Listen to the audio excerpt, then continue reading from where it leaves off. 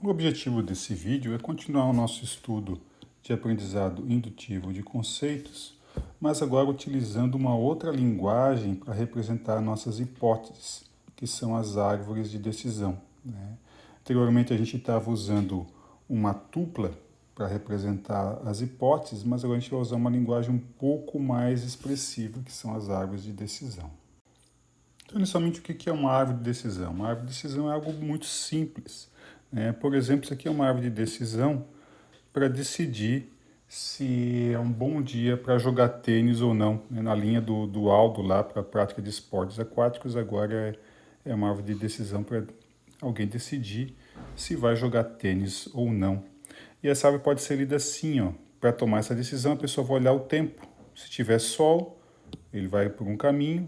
Se estiver nublado, ele vai por outro. Se tiver chuva, ele vai por outro. Ou seja, a gente tem atributos como o tempo, com valores possíveis para esse atributo.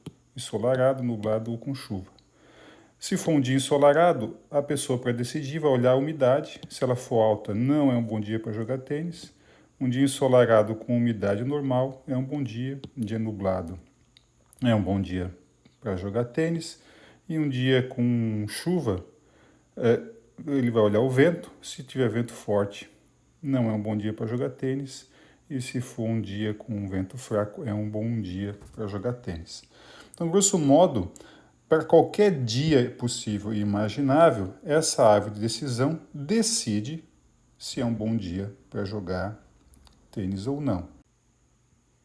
Outra coisa que a gente pode observar é que essa árvore, de uma certa forma, ela representa uma hipótese de um determinado conceito. No caso, a hipótese que diz que dias pertencem ao conceito dos bons dias para a prática de esportes aquáticos. Então, de uma certa forma, isso aqui é uma linguagem para se escrever hipóteses de um determinado conceito, né? Ou seja, o nosso espaço de busca para hipóteses vão ser árvores de decisão como essa daqui. Outra coisa que a gente pode observar nessa linguagem é que ela também considera o aspecto de generalização. Por exemplo, aqui está dito que todo dia com tempo nublado é um bom dia para jogar tênis. Isso é uma generalização. Todo dia, independe de qualquer outro atributo, se ele for nublado, ele é um bom dia para jogar tênis. Isso é uma generalização. Então, tendo uma linguagem para descrever as hipóteses, o problema de aprendizado indutivo de conceitos passa a ser, a partir de um conjunto de exemplos de casos de bons dias para jogar tênis ou de dias que não são bons. Aqui tem um caso com 14 exemplos de dias que foram considerados avaliados, né, por um especialista. Ele disse para esses 14 dias aqueles que eram bons e os que não eram bons para jogar tênis. A partir desses dias e desses exemplos, eu quero produzir uma árvore de decisão. E o algoritmo que faz isso, e a gente vai estudar, é um algoritmo que se chama ID3, ou Identification Tree. É um algoritmo que tem como entrada um conjunto de exemplos e produz como saída uma árvore, ou seja, produz uma hipótese a partir dos exemplos. Então a gente pode imaginar que o nosso espaço de hipóteses é formado por árvores de decisão. Cada bolinha dessa que eu estou botando aqui é uma árvore de decisão possível para classificar aqueles exemplos dados, por exemplo, os 14 exemplos de bons dias para jogar tênis, né?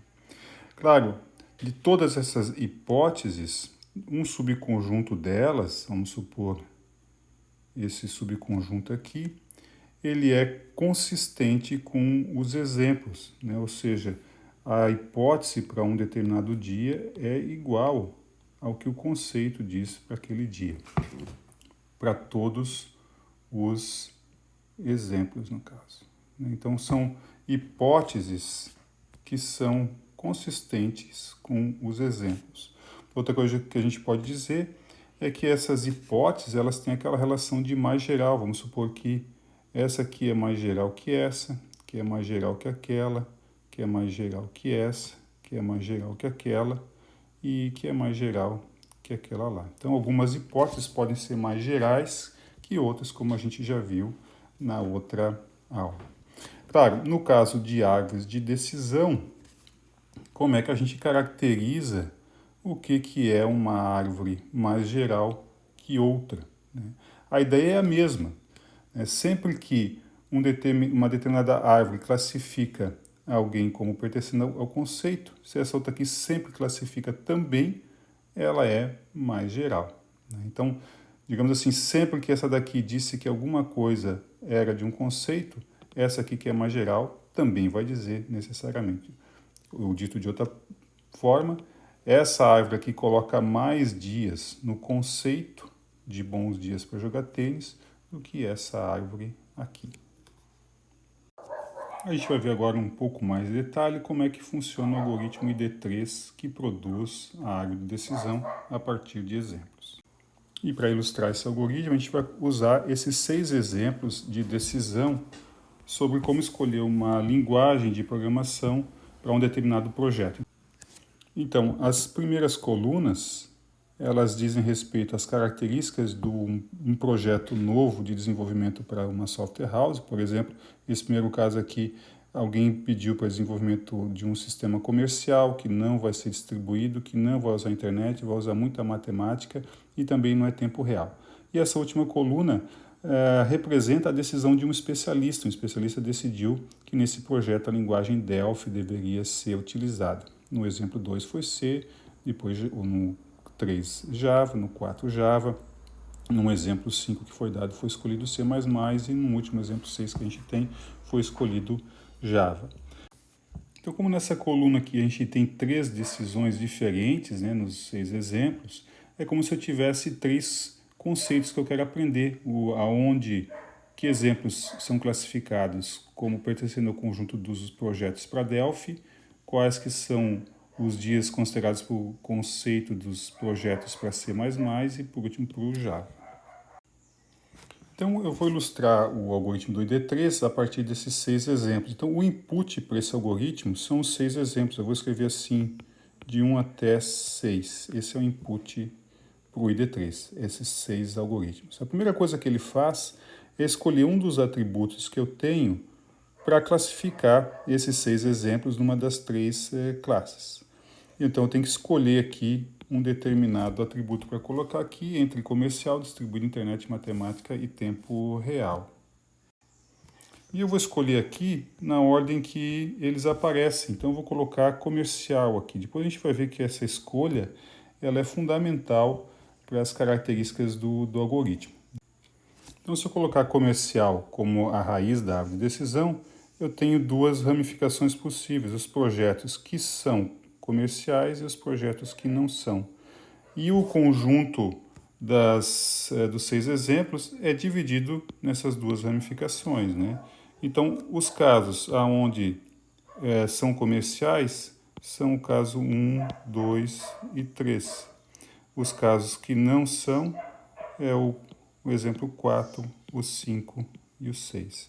Eu vou anotar aqui também a decisão em cada um desses exemplos. No caso 1, a linguagem escolhida foi Delphi. No caso 2, a linguagem escolhida pelo especialista foi C. E no 3 foi Java. No caso 4, foi Java, C e Java. Ou seja, esses subconjuntos, eles não têm uma decisão homogênea, né? Nos casos que são comerciais iguais assim, eu não posso decidir diretamente por uma linguagem, porque são 3 aqui. E, igualmente, nos casos dos projetos não comerciais, eu também não consigo decidir que linguagem usar ainda, já que alguns foram Java e uns foram C. Exatamente 2 Javas e 1 C. Então, a construção da árvore continua, né? Continua assim. Então, aqui eu tenho que colocar novamente um atributo de decisão. Vou escolher na ordem, que é o distribuído ali. Distribuído, de novo, pode ser casos que são, casos que não são. Do 1, 2 e 3, distribuído igual assim, é o 2 e o 3. Igual a não é o 1. Então, a gente percebe aqui, de novo, né, se eu anotar aqui o 2 é C, o 3 é Java e o 1 é Delphi. Do ponto de vista de árvore de decisão, quando fica um único exemplo aqui, a gente tem uma decisão certa, né? Essa decisão na árvore aqui é Delphi, ou seja, um sistema comercial não distribuído, eu posso dizer que a decisão certa é Delphi. Agora, um sistema comercial e distribuído, eu ainda não tenho uma decisão para fazer, eu tenho que definir entre C e Java. Então, eu tenho que botar novamente um atributo aqui. Vou pegar o próximo da lista, que é internet. Pode ser sim ou pode ser não. Do 2 e do 3, internet igual a sim é o 3 e internet igual a não é o 2. E aqui eu também termino a árvore, porque o exemplo 3, a decisão foi por Java e o exemplo 2, a decisão foi por C. Então, completando a árvore, ela fica, né, totalmente feita assim. É uma árvore de decisão que, se a gente observar, ela decide exatamente como especialista. Então, se a gente pegar, por exemplo, o caso 4, se a gente apresentar o caso 4 para essa árvore, ela vai perguntar se ele é comercial ou não. O 4 é não. Depois vai perguntar se é distribuído ou não. O 4 é não. Depois vai perguntar se é internet sim ou não. E o 4 é sim. A árvore decide Java e o especialista também. Então, essa árvore vai decidir, para esses 6 exemplos, exatamente como decidiu o especialista. Ela é consistente com os exemplos. Apesar de não ter usado alguns atributos, né? Depois a gente vai discutir por que matemática e tempo real nem apareceram na árvore de decisão. Mas essa não é a única árvore de decisão que classifica corretamente esses 6 exemplos. Existem várias outras. Eu vou desenhar uma outra aqui. Então, essa segunda árvore aqui, ela também é consistente com 6 exemplos. Vocês podem pegar qualquer um deles e ela vai decidir igual o especialista. Vamos pegar o 4 de novo, né? Pegar esse exemplo 4 aqui e vamos ver o que ela decide. A árvore simplesmente pergunta, tem internet ou não no exemplo 4? Tem. Escolhe Java. Assim como aquele especialista, vocês podem testar para todos os 6, vocês vão ver que essa árvore aqui é tão consistente quanto essa daqui para esses 6 exemplos. A questão que a gente vai fazer agora, que é bem importante, né, na área de aprendizado indutivo de conceitos, é qual que é a árvore mais geral. Qual que é a mais geral dessas duas? Qual que generaliza mais os exemplos, né, para a gente estabelecer aquela relação de generalidade entre as hipóteses. Então, para ilustrar qual que é a mais geral, eu vou pegar o caso da decisão por Java. Se a gente pegar essa árvore aqui, ela diz assim, ó, todo projeto que tem internet eu escolho Java. Basta demandar internet que vai ser escolhido Java. É uma generalização, me parece bastante forte, né? Até exagerado, eu diria assim. Se a gente pegar essa outra árvore aqui, ó, e tentasse ler que casos tem Java, a gente diria assim, ó, casos que são, eu olho aqui, né, nas folhas onde é que aparece Java e faço um ou disso aí. Então, casos que são comerciais, distribuídos e com internet, ou casos que não são comerciais e são distribuídos, ou casos que não são comerciais, não são distribuídos, mas têm internet. Então, nesses 3 casos, né, nesses 3 caminhos aqui, eu escolho Java. Então, é uma expressão lógica bastante longa, né? Isso, é isso, é isso, é isso, ou isso, isso, isso, ou isso, isso, isso. Enquanto aqui é só isso aqui. Então, a condição para se escolher Java é muito mais frouxa, vamos dizer assim, nessa árvore de decisão aqui da direita, né? Ela é mais geral. A próxima questão que aparece agora é qual que eu prefiro. Qual dessas duas árvores é melhor? A que generaliza mais ou a que é mais específica? E daí tem vários critérios que eu posso usar para tomar essa decisão, né? Eu posso imaginar que, por exemplo, o fato de aqui não aparecer distribuído, não aparecer matemática, é uma limitação dessa árvore. né? Enquanto nessa daqui aparecem mais atributos. A escolha que a gente vai adotar no ID3 é sempre que a melhor é a mais geral, consistente com os exemplos. Então, se essa daqui acerta os 6 exemplos tanto quanto essa daqui, eu vou preferir as mais gerais. Então, naquele espaço de hipóteses, o ID3 ele está pegando a borda das árvores mais gerais e não das árvores mais específicas. Em outras palavras, a árvore que o ID3 vai produzir é essa daqui, a menor possível para classificar corretamente os exemplos que foram dados. E o que diferencia produzir essa árvore ou essa daqui é a escolha dos atributos. Ao invés de escolher comercial aqui no começo, escolher internet. Então, essa escolha, né, dos atributos em cada ponto desses lugares aqui é que determina o tamanho da árvore ou quão ela é geral, né? Árvores menores são mais gerais. Então, para dar uma ideia de como é que a gente pode escolher esses atributos, né, na esperança de fazer uma árvore menor possível, mais geral, vamos considerar 2 casos. Um onde eu comecei a árvore com o atributo comercial e eu criei 2 subconjuntos, um com Delphi, Java e C e o outro com Java e C. E se eu começasse com internet lá em cima, eu teria 3 casos de Java num subconjunto e Delphi com 2 Cs no outro, né? Então, a gente já pode antever, sem continuar a fazer a árvore, que aqui para baixo vai ter que ter uma árvore. Ela vai continuar aqui, porque não é uma decisão homogênea nesse lado. Aqui também vai ter que ter uma continuação de árvore. Entretanto, aqui, como todos os exemplos são iguais, vira uma folha, com decisão por Java.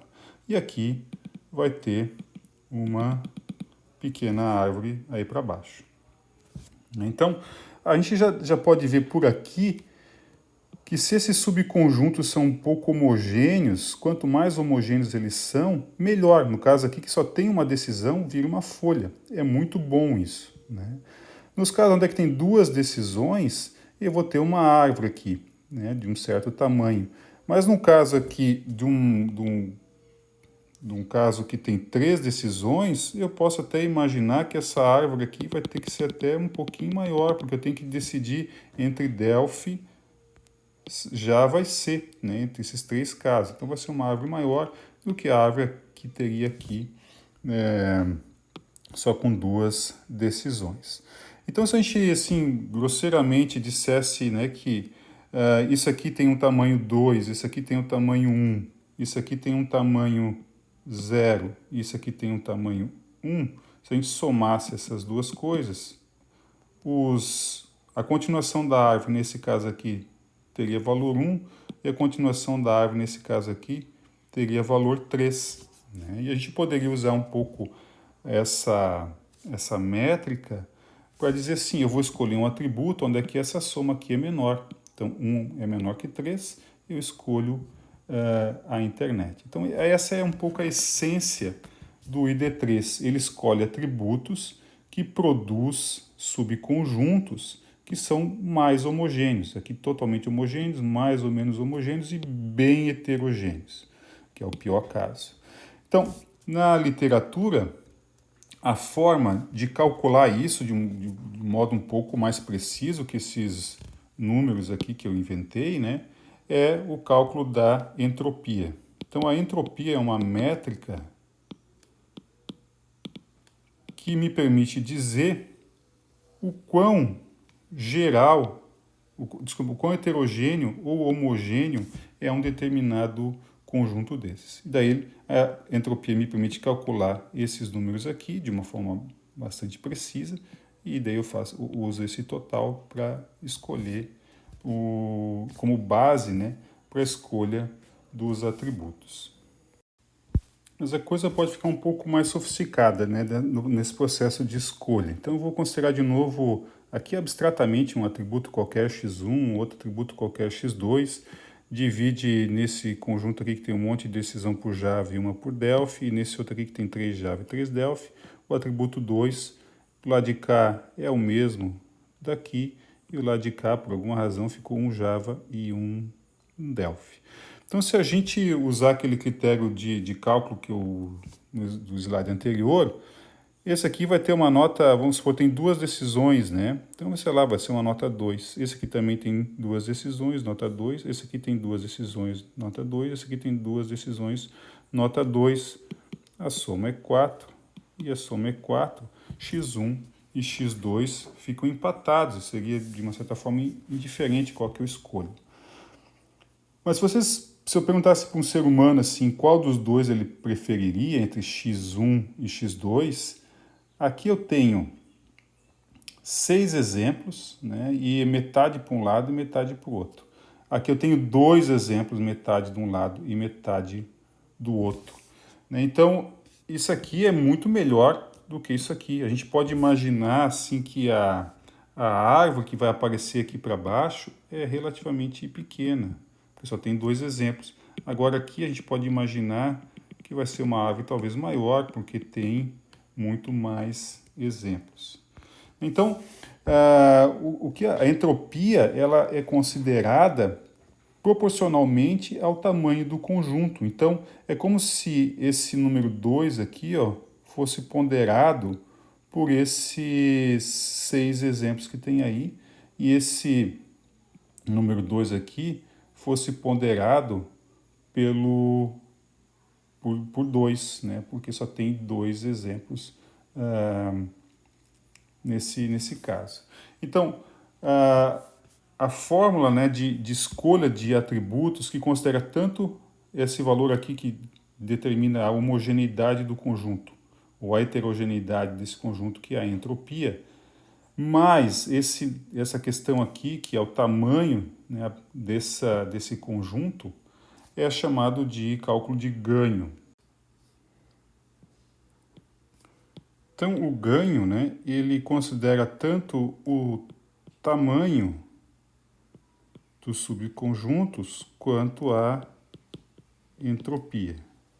Então, lá no capítulo 3 do livro do Tom Mitchell, vocês vão ver a fórmula certinha para calcular esse ganho, e também a fórmula certinha para calcular a entropia.